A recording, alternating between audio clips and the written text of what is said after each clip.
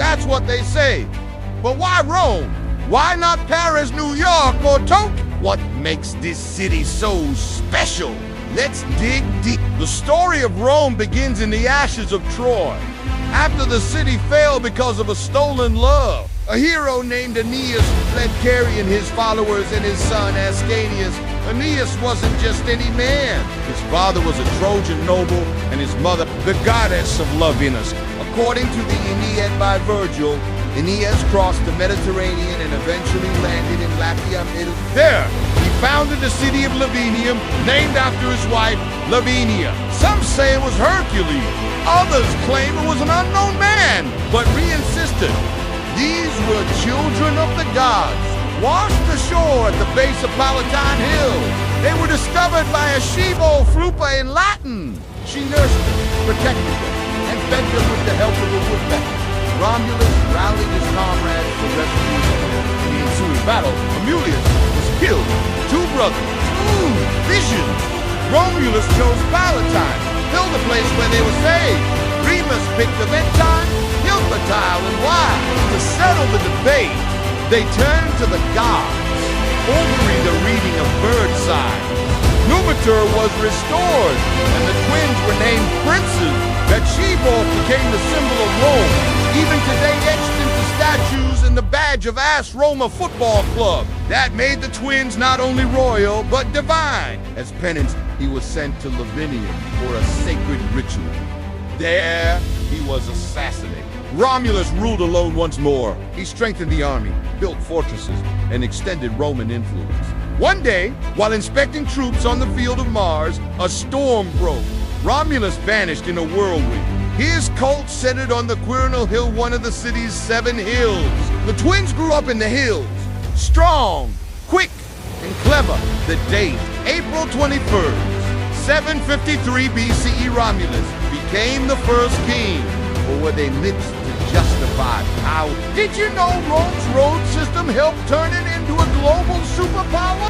They built over 400,000 kilometers of roadsati, 1,000 of which were paved with massive stone, strong enough to last for millennia. These weren't just trade routes, they were military highways. History stays alive, and Rome is the proof.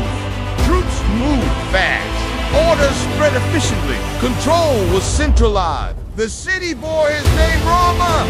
He appointed senators, built political institutions, and invited outlaws, slaves, and fugitives to populate the city of power and eternity. Of humans striving to become God. In Latin, it's SPQR Senatus, Populus Romanus. It wasn't just you'd see it etched on arches, temples, statues, even water pipes. Not just top-down rule, but a kind of political consensus. Symbolized. Brutal, yes, but it laid the foundation for many modern They were respected among fellow shepherds. Life was harsh, but it taught them to lead, to survive, to dominate. It was built with blood, betrayal, and belief in destiny. A city that became the center of the world. The 0 point of every road. The names of our months. January from Janus, god of doorway. March from Mars. July from Julius Caesar. August from Augustus. Every road really did lead to Rome, both literally and metaphorically. After Aeneas passed, his son Aeneas founded the city of Alba Longa to accommodate the growing population. Alba means white because of the fog that often blankets the region. Longa means long because the city stretched along the Alban hills near Lake Albanus. So Romulus and his men staged the rape of the Sabine women. The Sabine king, Titus Titius, ruled jointly with Romulus for 5 years. They merged customs, calendars, and even military tactics. This was Rome's first great unification. During a festival, they abducted women from the Sabines. War erupted. The Sabine army nearly won until Romulus prayed to Jupiter. With divine help, Rome triumphed. Even jumped over the sacred boundary. In the most famous version of the myth, Romulus killed his own brother. It became the spiritual heart and political power of the Latin region. Romulus, furious, struck him down. Alba Longa was more than a city, it was a symbol. Free Sylvia to become a Vestal virgin, sworn to remain celibate. And from this city came the bloodline of Romulus and Remus. In Alba Longa, King Procus died. His two sons, Numitor and Amulius, fought for the throne. Amulius, the younger, seized power and ousted New. He didn't stop there. He killed Numitor's sons and forced his daughter. Afraid of divine wrath, Amulius didn't dare kill them. He ordered a servant to throw the babies into the Tiber River, but the servant couldn't do it. He placed them in a basket and let the river carry them away. The Vestal virgins served the goddess of the hearth and home, Vesta. They weren't just ordinary priests, they were the sacred protectors of the Roman state. But fate had other plans. One day, Remus was captured by King Amulius' herdsmen, accused of stealing livestock. Ray Sylvia became pregnant with twin sons by the god of war, Marzad. At least that's the most popular version. Romulus and Remus were born. Miraculously, they survived. Later, a shepherd named Faustulus and his wife Aca Laurentia took them in. As they grew older, their leadership became undeniable, but they weren't content.